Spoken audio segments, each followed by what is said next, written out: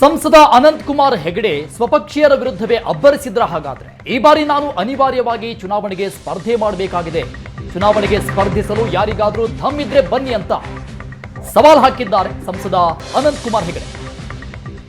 ಹಾಗಾದ್ರೆ ಸಂಸದ ಅನಂತ್ ಕುಮಾರ್ ಹೆಗಡೆ ಸ್ವಪಕ್ಷೀಯರ ವಿರುದ್ಧ ಅಬ್ಬರಿಸಿದ್ರು.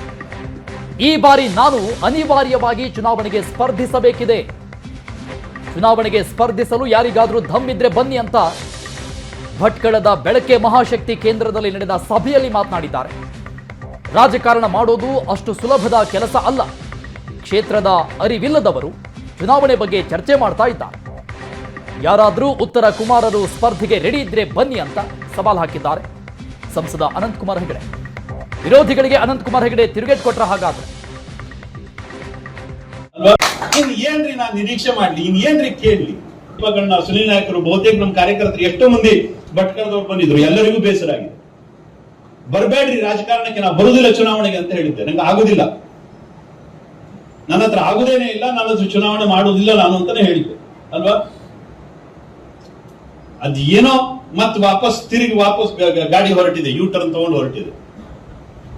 ಯಾರಾದ್ರೂ ಉತ್ತರ ಕುಮಾರರು ಮತ್ತೆ ಚುನಾವಣೆಗೆ ನಿಲ್ಲುವಂತವ್ರು ಇದ್ರೆ ಖಂಡಿತವಾಗಿ ಬರ್ಲಿಕ್ಕೆ ಅಡ್ಡಿಲ್ಲ, ಖಂಡಿತ ಬಿಟ್ಕೊಡ್ಲಿಕ್ಕೆ ನಾನಂತೂ ರೆಡಿ ಇದ್ದೀನಿ. ಯಾರಾದ್ರೂ ಉತ್ತರ ಕುಮಾರ್ ಇದ್ರೆ ಹೇಳ್ರಿ. ಅಷ್ಟು ಸುಲಭದಲ್ಲ ರಾಜಕಾರಣ, ಅಷ್ಟು ಸುಲಭದಲ್ಲಿ ಇಲ್ಲ ರಾಜಕಾರಣ. ಎಲ್ಲರೂ ರಾಜಕಾರಣ ಮಾಡ್ಬಿಡ್ತಿದ್ರು, ರಾಜಕಾರಣ ಅಷ್ಟು ಸುಲಭ ಅಂತ ಆಗಿದ್ರು. ಕ್ಷೇತ್ರದ ಅರಿವೇ ಇಲ್ಲದೆ ಇರತಕ್ಕಂತ ಜನ ಇವತ್ತು ಪಾರ್ಲಿಮೆಂಟಿನ ಬಗ್ಗೆ ಚರ್ಚೆ ಮಾಡ್ತಾರೆ, ಪಾರ್ಲಿಮೆಂಟಿನ ಬಗ್ಗೆ ಚರ್ಚೆ ಮಾಡ್ತಾರೆ. ಈ ಕ್ಷೇತ್ರದ ಅರಿವೇ ಇಲ್ಲ. ಕಿತ್ತೂರು ಖಾನಾಪುರ ಎಲ್ಲಿದೆ ಅಂತ ಗೊತ್ತಿಲ್ಲ, ಮ್ಯಾಪ್ ನಲ್ಲಿ ತೋರಿಸುವಂತಂದ್ರೂ ತೋರಿಸ್ಲಿಕ್ಕೆ ಬರುದಿಲ್ಲ. ಅಂಥವರೆಲ್ಲ ಇವತ್ತು ರಾಜಕಾರಣದ ಬಗ್ಗೆ ಮಾತಾಡ್ತಾರೆ.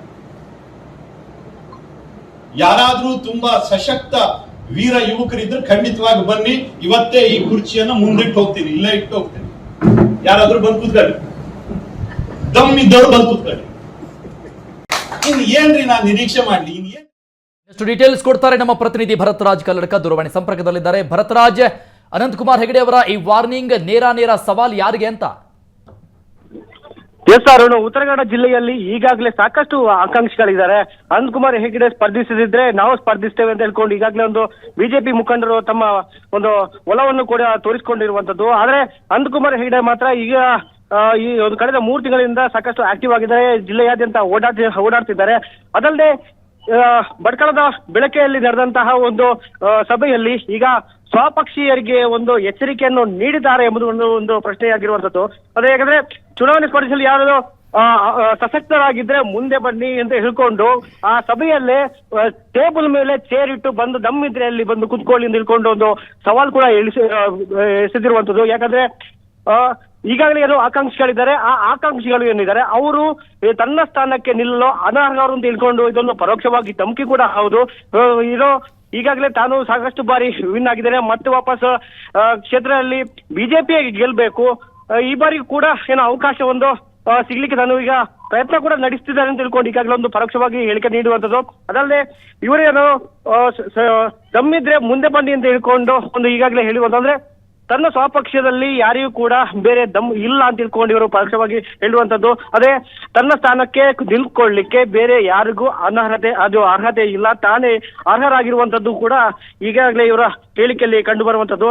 ಅದಲ್ಲದೆ ಅನಿವಾರ್ಯವಾಗಿ ನಾನು ಈ ಬಾರಿ ಈ ಚುನಾವಣೆಗೆ ಸ್ಪರ್ಧೆ ಮಾಡಬೇಕಿದ್ದೆ, ನನಗೆ ರಾಜಕೀಯ ಬೇಡ, ಚುನಾವಣೆ ಸ್ಪರ್ಧೆ ಮಾಡಲ್ಲ ಅಂತ ನೇರವಾಗಿ ಹೇಳಿದೆ. ಆದ್ರೂ ಕೂಡ ಒತ್ತಾಯ ಮಾಡಿದ ಹಿನ್ನೆಲೆಯಲ್ಲಿ ಮತ್ತೆ ಸ್ಪರ್ಧೆ ಮಾಡ್ತಿದ್ದಾನೆ ಹೇಳ್ಕೊಂಡು ಈಗಾಗಲೇ ಹೇಳ್ತಿರುವಂತದ್ದು. ಒಟ್ಟಿನಲ್ಲಿ ಇವರೇ ಹೇಳೋ ಪ್ರಕಾರ ಸಾಕಷ್ಟು ಜನರು ಈಗಾಗಲೇ ನಮಗೆ ಟಿಕೆಟ್ ಇದೆ, ನಮ್ಮ ಟಿಕೆಟ್ ನಮಗೆ ಸಿಕ್ಕಿದೆ ಅಂತ ತಿಳ್ಕೊಂಡು ಕಿಸೆಯಲ್ಲಿ ಟಿಕೆಟ್ ಇಟ್ಕೊಂಡು ಓಡಾಡ್ತಿದ್ದಾರೆ. ಯಾರಿಗೂ ಟಿಕೆಟ್ ಇನ್ನೂ ಕೂಡ ಸಿಕ್ಕಿಲ್ಲ, ನನಗೂ ಕೂಡ ಸಿಕ್ಕಿಲ್ಲ, ಅದು ಕೆಲವರು ಈ ಬಗ್ಗೆ ಹೇಳ್ಕೊಂಡು ಬರ್ತಿದ್ದಾರೆ.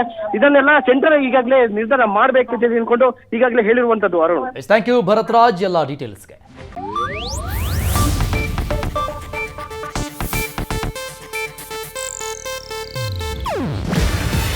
ಇದು ಏಷ್ಯಾನೆಟ್ ನ್ಯೂಸ್ ನೆಟ್ವರ್ಕ್ ಪ್ರಸ್ತುತಿ. ನೀವು ನೋಡ್ತಿದ್ದೀರಾ ಏಷ್ಯಾನೆಟ್ ಸುವರ್ಣ ನ್ಯೂಸ್.